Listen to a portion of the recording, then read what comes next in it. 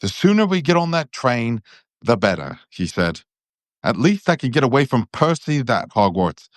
Now he's accusing me of dripping tea on the photo of Penelope Clearwater. You know, Ron grimaced, his girlfriend? She's hidden her face under the frame because her nose has gone all blotchy. Apparently, Percy has a girlfriend, and he was accusing Ron of spilling tea on it, which is kind of funny. He did? Maybe he did. Okay, here we go. I've got something to tell you, Harry began, but they were interrupted by Fred and George, who looked to congratulate Ron on infuriating Percy again. They headed down for breakfast, where Mr. Weasley was reading the front page of the Daily Prophet with a furrowed brow, and Mrs. Weasley was telling Hermione and Ginny about the love potion she'd made a young girl, and all three of them were rather giggly. What were you saying? Ron asked Harry as they sat down. Later, later, Harry muttered to Percy, storming in. Harry had no chance to speak to Ron or Hermione in the chaos of leaving. They were too busy heaving all the trunks down to the leaky cauldron, narrow stairs, and piling them up next to the door, and Hedwig and Hermione and Percy's screech owl perched on top of their cages. A small wickerwork basket stood beside the heap of trunks, spitting loudly. The sooner we get on that train, the better. Oh, I already read that. It's all right, Crookshank, Hermione cooed through the wickerwork. I'll let you out on the train. You won't, snapped Ron. What about poor Scabbers? He pointed at his chest, where a large lump indicated that Scabbers was curled in his pocket. Mr. Weasley, who has been outside waiting for the ministry car, stuck his head inside. They're here, he said. Hurry, come on. Mr. Weasley marched Harry across the short stretch of pavement towards the first two old-fashioned dark green cars, each of which was driven with a furtive-looking wizard wearing a suit and an emerald vest. In you get, Harry, said Mr. Weasley, glancing up and down the crowded streets, obviously watching out for him or anything, or any bad signs. Harry got into the back of the car and was shortly joined by Hermione, Ron, and Ron's disgust, Percy. The journey to King's Cross was very uneventful compared to Harry's trip to the night bus. The Ministry of Magic car seemed almost ordinary, though Harry noticed that they could slide through gaps that an Uncle Vernon's new company car certainly couldn't. They reached King's Cross with 20 minutes to spare, and the Ministry's driver found them trolleys, unloaded their trunks, and touched their hats in salute to Mr. Weasley, and then drove away, somehow managing to jump to the head of unmoving line of traffic lights without people noticing. Mr. Weasley kept close to Harry's elbow on their way to the station. Right then, he said, glancing around, let's do this in pairs, just in case. As there are so many of us, I'll go with Harry first. Mr. Weasley strolled towards the barrier between platform 9 and 10, pushing Harry's trolley and apparently very interested in the inner city 125 that had just arrived at platform 9. With a meaningful look at Harry, he leaned casually against the barrier. Harry imitated him.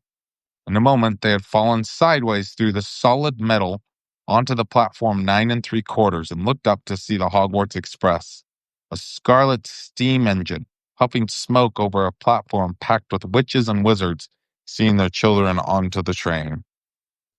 Have you guys ever ridden on a train? When did we do that?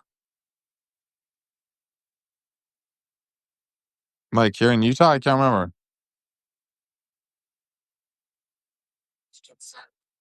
Oh, that one. Yeah, that's true. When we were doing the front runner, that one. I want to run like a real train. Well, that one is a real train, but it's a real train. Okay. Percy and Ginny suddenly appeared behind Harry. They were panting and apparently had taken the barrier at a run. Ah, there's Penelope, said Percy, smoothing his hair. Ginny caught Harry's eye, and they both turned away to hide their laughter as Percy strode over to the girl with long, curly hair. walking with his chest thrown out so that she couldn't miss his shiny badge. Once the remaining Weasleys and Hermione had joined them, Harry and Ron led their way to the end of the train, past packed compartments to a carriage that looked quite empty. They loaded the trunks onto it, stowed Hedwig and Crookshanks, and then went back outside to say goodbye to Mr. and Mrs. Weasley. Mrs. Weasley kissed all the children, then Hermione, and finally Harry. He was embarrassed, but really quite pleased when she gave him an extra hug. It would be nice to have a parent give you a hug goodbye to school. Do take care, won't you, Harry? She said, as he straightened up, her eyes oddly bright. Then she opened her enormous handbag and said, I've made you all sandwiches. Here you are, Ron. No, they're not corned beef. Fred? Where's Fred? Here you are, dear. Per- Harry, said Mr. Weasley, come over here a moment. He jerked his head towards the pillar, and Harry followed him behind, leaving the other crowded around Mrs. Weasley handing out sandwiches. There's something I've got to tell you before you leave, said Mr. Weasley in a tense voice. It's all right, Mr. Weasley, said Harry. I already know. You know? How could you know? I heard you and Mrs. Weasley talking last night. I couldn't help hearing. Sorry. That's not the way I'd have chosen for you to find out, said Mr. Weasley, looking anxious. No, honestly, it's okay. This way, you haven't broken your word to Fudge, and I know what's going on.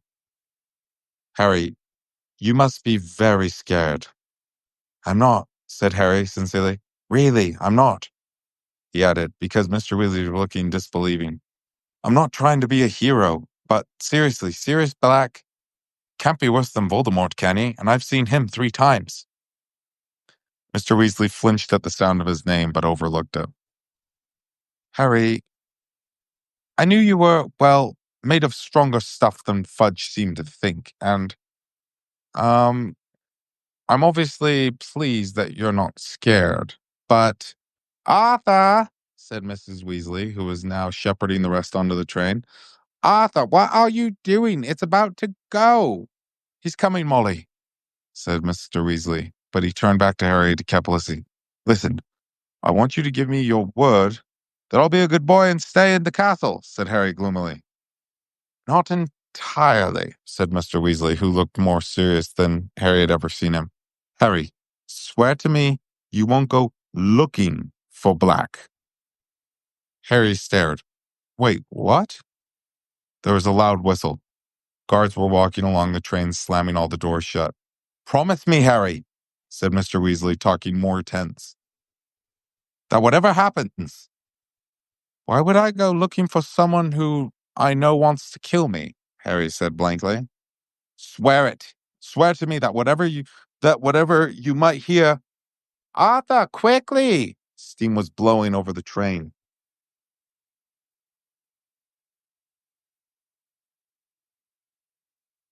Arthur, quickly! Steam was blowing over the train. It started to move.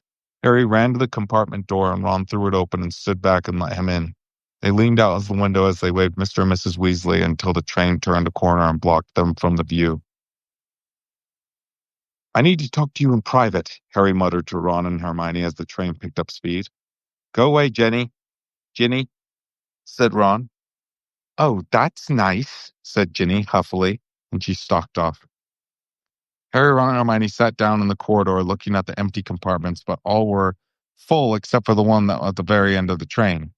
This had only one occupant, a man sitting fast asleep next to the window. Harry, Ron, and Hermione checked their thresholds. The Hogwarts Express was usually reserved for students, and they had never seen an adult on here before, except for the witch who pushed the food cart. The stranger was wearing an extremely shabby set of wizarding robes. Do you guys know what shabby means? Shabby means like doesn't look good. Shabby means like dirty old. The wizard was wearing extremely shabby robes and had been darned in several paces. He looked ill and exhausted, though quite young. His light brown hair was flecked with gray. Who do you reckon he is? Ron hissed as they sat down and slid the door shut, taking the seat farthest from the window. Oh, that's Professor J.R. Lupin, said Hermione. How do you know that? Well, it's right there on his briefcase. There was a small briefcase that held together a large quantity of neatly knotted string and the name Professor J.R. Rubin, or R.J. Lupin, had been stamped across one corner of the peeling letters. Wonder what he teaches, said Ron. That's obvious, whispered Hermione. There's only one vacancy, isn't there? He's teaching Defense Against the Dark Arts. Harry, Ron, and Hermione had already had two Defense Against the Dark Arts teachers, both of whom had only lasted 1 year. And there were rumors that the job was jinxed. First, there was Quirrell, who had Voldemort on the back of his head. And then there was Gilderoy Lockhart. You guys remember Gilderoy Lockhart? He was that guy who was always smiling, who thought he was so handsome. That ended up being like not a good guy in the end. He thought he was all good stuff, but really he wasn't that great. No, not with the bandana. He just was like handsome and always talking and stuff. Yeah. He always was like talking about himself.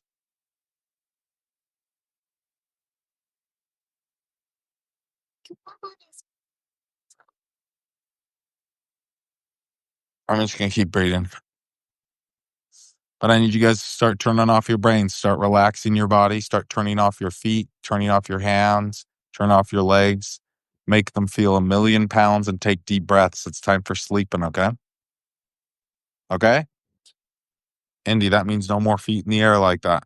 It's relaxing time. Close your eyes and I want you to imagine it like a movie on the back of your eyelids. What'd you say? Okay.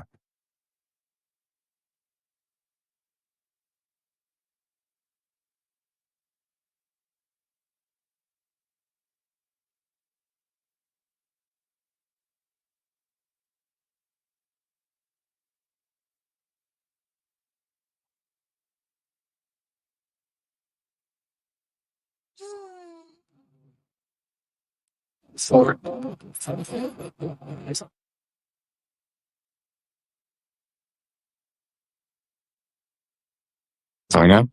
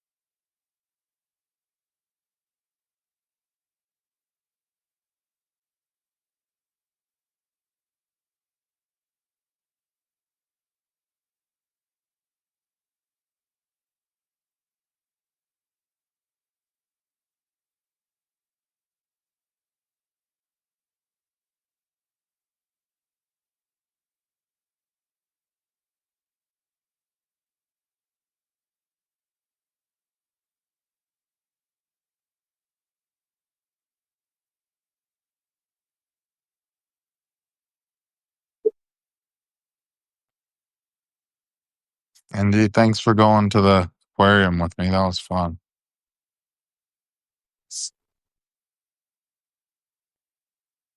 Aquarium's dope. It's so cool seeing all those animals. And they just are right here by our house. The animals. Oh, we were just talking about the aquarium. Alrighty. Harry, Ron, and Hermione had already had two Defense Against the Dark Arts. Oh, yeah, we already read that. Well, I hope he's up to it, said Ron doubtfully. You look like one good hex would finish him off, doesn't he? He looks tired. Indy, did you go, peeps? Do you need to go, peeps? Okay, go quick. Because I need you guys to actually start going to bed now, you know?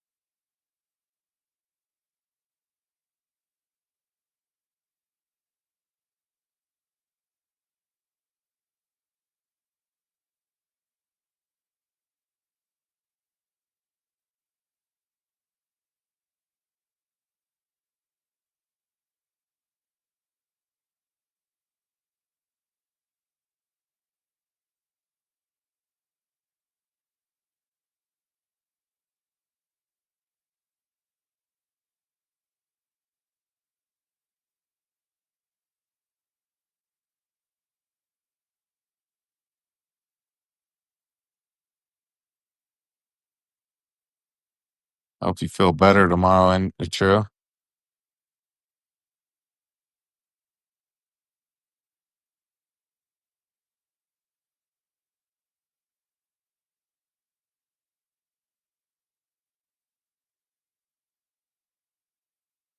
I hope you feel better by tomorrow, enough to go to school. Love you. Get in bed, please. Thank you.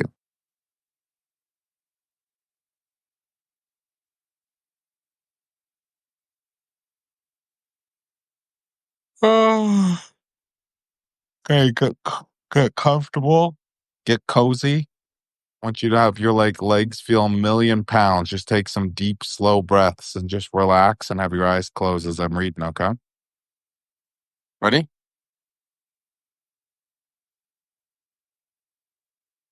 Harry explained all about Mr. and Mrs. Weasley's argument and warning Mr. Weasley had just given him.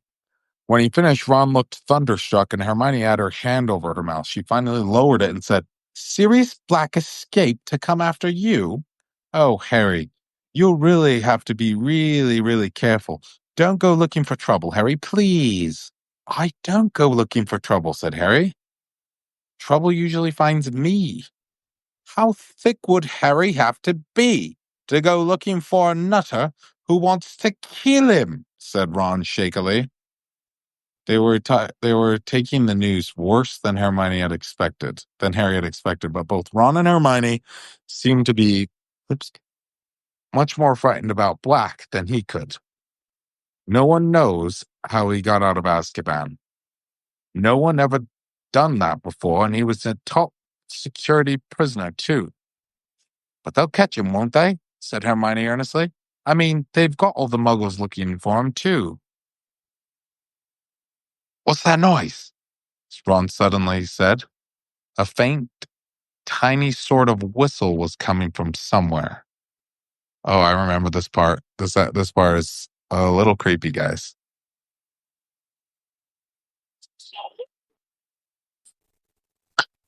A faint, tiny sort of whistle came coming through. They looked all around the compartment. It's coming from your trunk, Harry, said Ron, standing up and reaching for his luggage. A moment later, he pulled the pocket sneakoscope out from between Harry's robes. It was spinning very fast at the palm of his hand and glowing brilliantly. Is that a sneakoscope? Said Hermione. Yeah, mind you, it was a very cheap one, Ron said.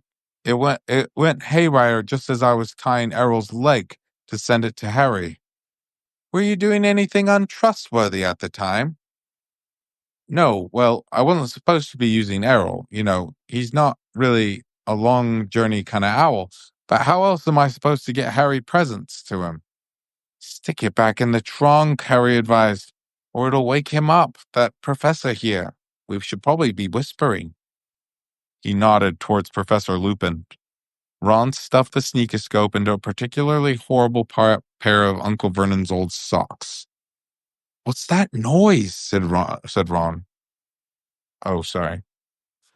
Which the which deadened the noise as he closed the lid in the trunk. We could get it checked at Hogsmeade, said Ron.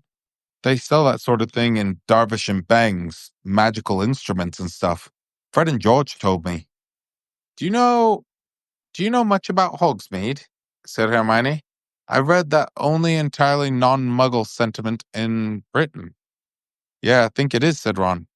But that's not why I want to go. I just want to get inside Honeydukes. What's that? Said Hermione. Honeydukes. Oh, Honeydukes is a sweet shop. What's a sweet shop, guys? Yeah, a candy shop. It's a sweet shop, said Ron, and a dreamy look came over his face, where they've got everything. Pepper imps. They make you smoke at the mouth. A great fat chocolate ball full of strawberry mousse and clotted cream, and really excellent sugar quills. which you can suck the ends and just look like you're thinking or writing something, but really it's candy. The Hogsmeade is very interesting place, isn't it? Hermione pressed on eagerly. In sites of historical sorcery, it says the inn was the headquarters of the 1612 Goblin Rebellion, and the Shrieking Shack, supposed to be one of the most severely haunted buildings in Britain, and massive sherbet balls that make you levitate a few inches above the ground while you're sucking them, said Ron. Hermione looked around at Harry. Can you imagine, guys, having that candy where if you suck on it, it makes you float a little bit? That would be so good. Set up flow by your seat. Imagine you carry your blanket while you're floating. Oh my gosh, that'd be so dope. Hermione looked around at Harry. Wouldn't it be nice to go get off for school for a bit and explore Hogsmeade? I suspect it will, said Harry. You'll have to tell me when you found out. What do you mean? I can't go. The Dursleys didn't sign my permission slip, so they won't let me go to Hogsmeade. You have to have a parent sign it. Ron looked horrified. You're not allowed to come?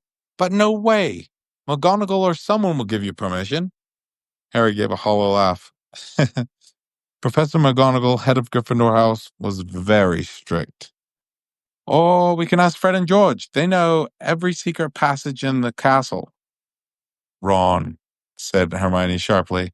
I don't think Harry should be sneaking out of the school with Sirius Black on the loose. Yeah, I suspect that's what McGonagall will say when I ask for permission. But if we're with him, said Ron. Black wouldn't dare. Oh, Ron, don't talk rubbish, said Hermione. Black's already murdered and a whole bunch of people in the middle of the crowded street. Do you really think he's going to worry about attacking Harry just because we're there? She was fumbling through the straps of Crookshanks and baskets as he spoke. Don't let that thing out, said Ron. I do not like Crookshanks. Who's Crookshanks? Yep. Who's cat? Yes. Okay, we calming down, going to sleep? What? I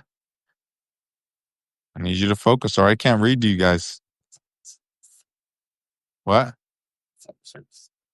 Hey, I need you guys to calm down and get going. Get falling asleep, okay? I'm trying to help you guys get in this state.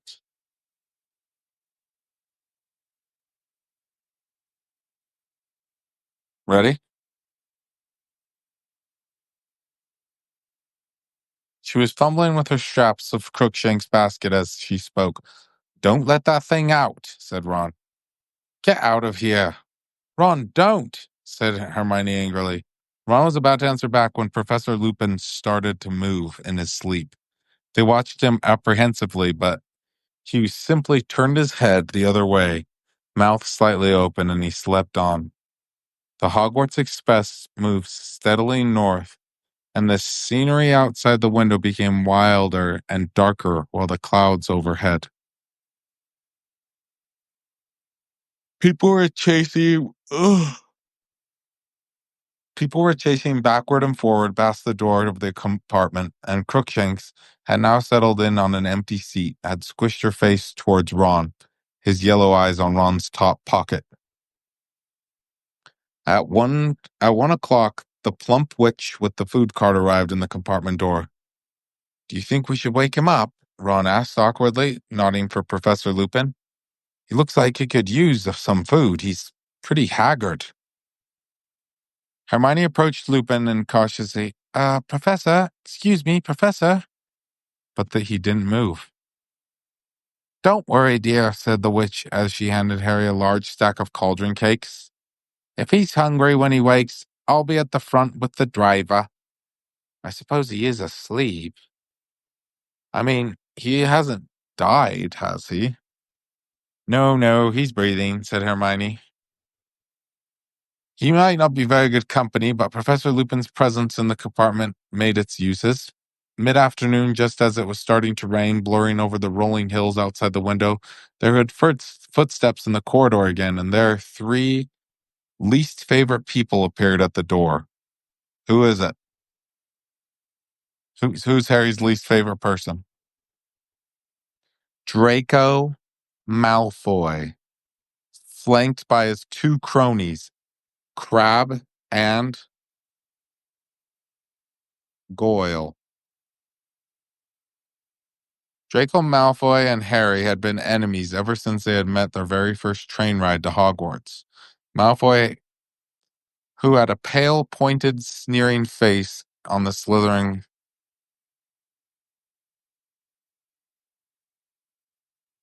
Uh, Crabbe and Goyle seemed to exist to do what Malfoy wanted. They were both wide and muscly. Crabbe was taller, with the pudding bowl haircut and a very thick neck, and Goyle was short with bristly hair, long gorilla arms. Well, look who it is, Malfoy said, with his usual lazy drawl, pulling open the compartment door. Potty and the Weasley. Crabbe and Goyle both chuckled. I heard your father finally got his hands on some gold this summer, Weasley. Did your mother die of shock to finally have some money? Ron stood up so quickly he knocked Crookshank's basket to the floor. Professor Lupin gave a snort.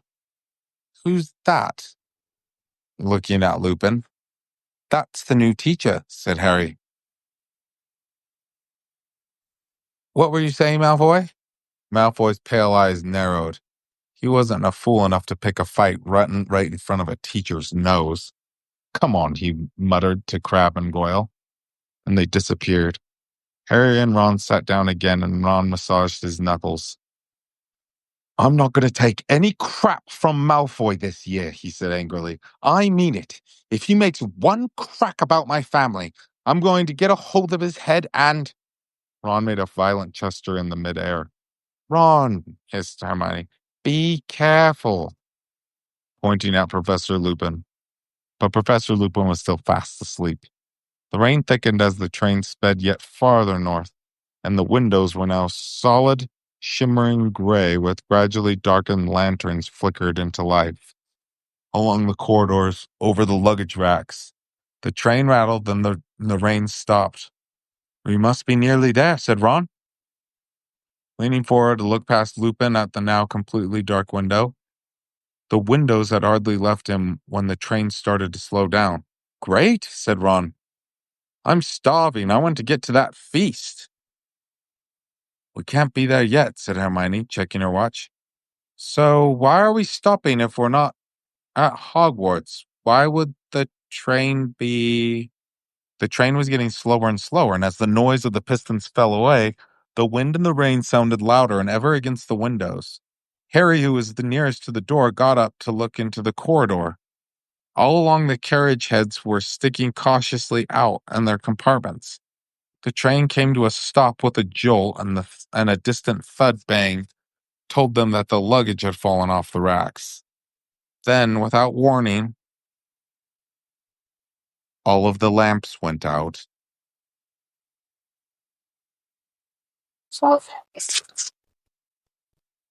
And they were plunged into total darkness because it was dark outside. What's going on? Said Ron's voice behind Harry, kind of sounding spooked. Ouch! Gasped Hermione. Ron, that's my foot! Harry felt his way back to his seat.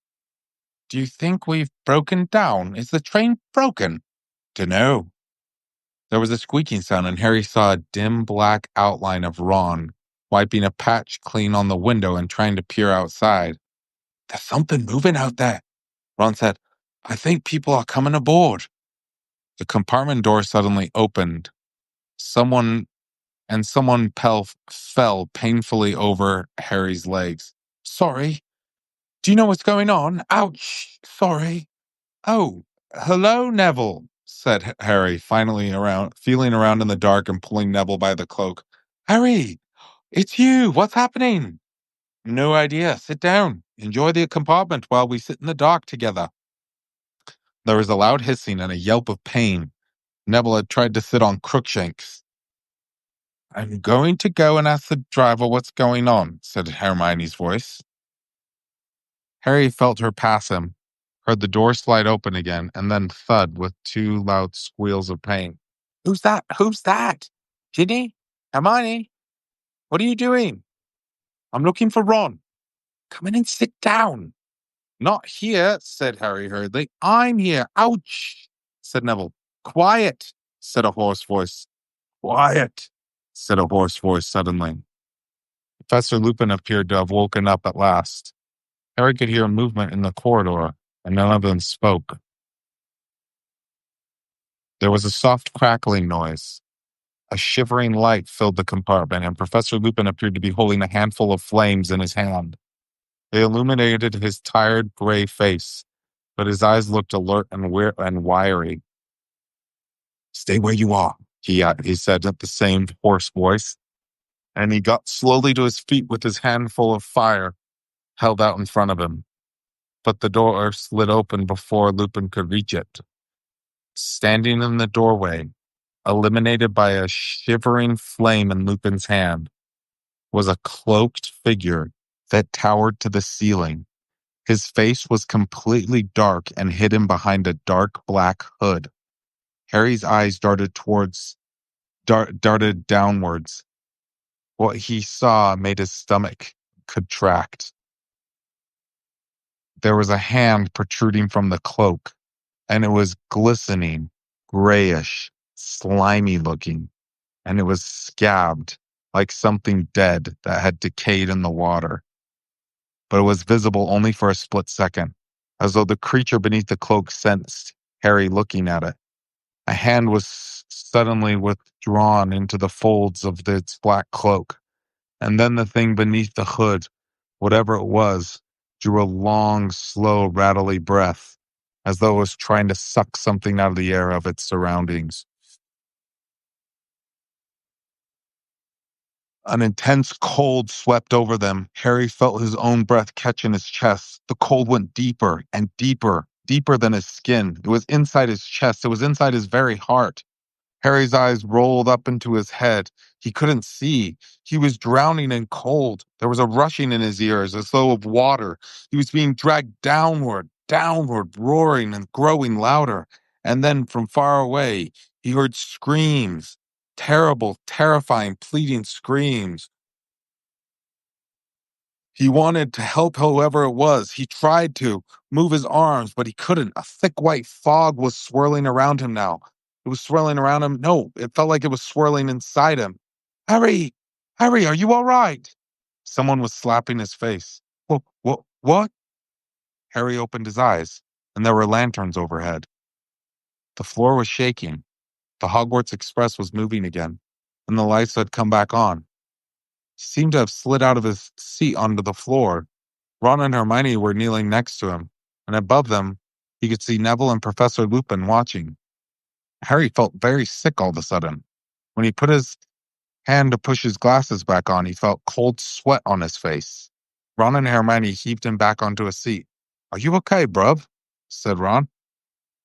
Yeah, said Harry, looking quietly at the door. The hooded creature had vanished. What? What happened? Where's that dark, scary thing who was screaming? Who was screaming? No one was screaming, said Ron, more nervously still. Literally no one was screaming, Harry. Harry looked around at the bright compartment. Ginny and Neville looked back at him, both very pale. But I heard screaming, said Harry. A loud snap made them all jump, and Professor Lupin was breaking an enormous slab of chocolate into pieces.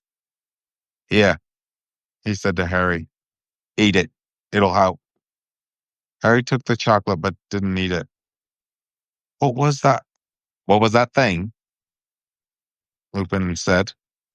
That, my friend, is a Dementor, said Lupin. So a Dementor is a soldier? A Dementor is the thing that guards Azkaban. They're kind of like ghosts, but they're like dead but alive at the same time. Just listen. Everyone stared at him. Professor Lupin crumpled up the empty chocolate wrapper and put it in his pocket. Eat, he repeated. It'll help. I need to speak to the driver. Excuse me. He strolled past Harry and disappeared into the corridor. Are you sure you're okay, Harry? Hermione said.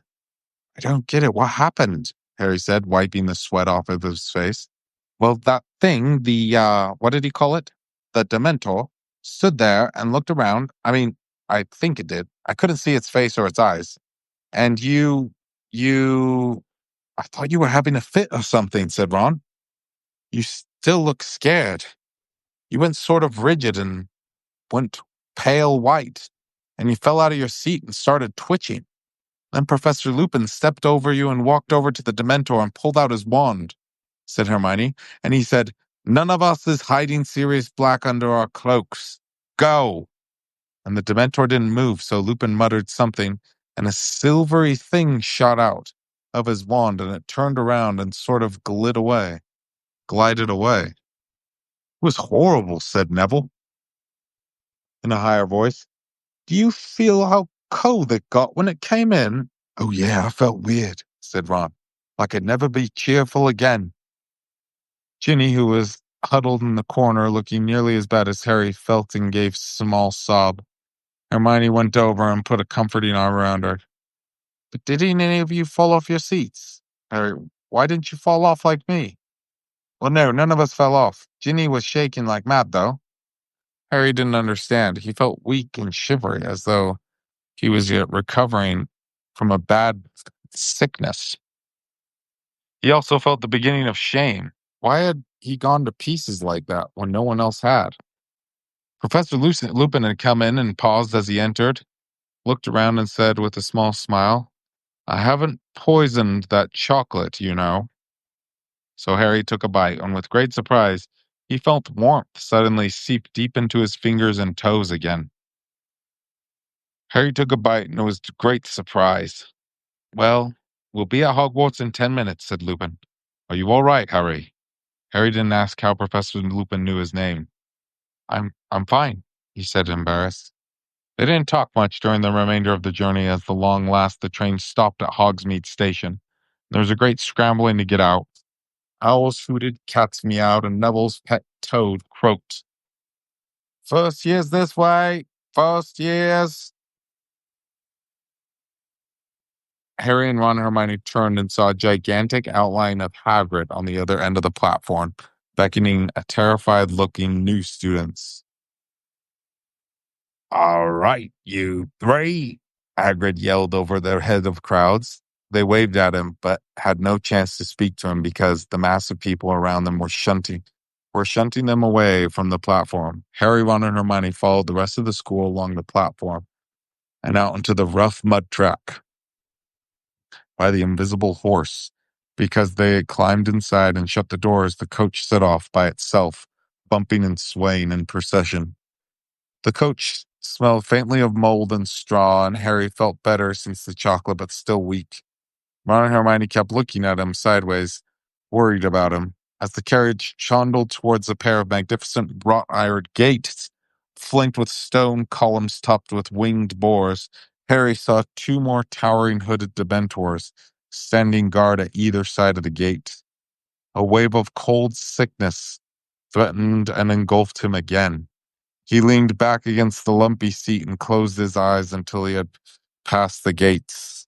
The carriage picked up speed on the long, sloping drive to the castle, and Hermione was leaning out in the tiny window, watching the many turrets and towers draw nearer.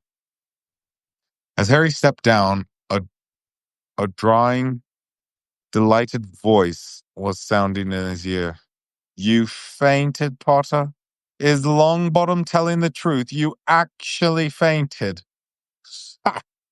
Malfoy elbowed Hermione to block Harry's way up the stone steps to the castle, his face gleeful with his pale eyes glinting maliciously. Shove off, Malfoy, said Ron, whose jaw was clenched. Did you faint as well, Weasley? Did the scary old Dementor frighten you too, Weasley? Aww. Is there a problem? Said a voice. Professor Lupin had just gotten out of the next carriage. Malfoy gave Professor Lupin an insolent stare, which took the patches on his robes and dilapidated suitcase with a tiny hint of sarcasm. Oh, no, Professor. Then he smirked at Crabbe and Goyle. Hermione prodded Ron on the back of um, on the back to make him hurry, and the three of them joined the crowd swarming up the steps. The door into the Great Hall stood open at the right, and Harry followed the crowd towards it. I had barely glimpsed an enchanted ceiling, which had a black cloudy tonight, when a voice called, Potter! Granger! I want to see you both! Harry and Hermione turned around, surprised that Professor McGonagall, Transfiguration teacher, head of Gryffindor House, was calling over the heads of the crowd. She was stern-looking witch, who wore her hair in a tight bun and her sharp eyes were framed with square spectacles.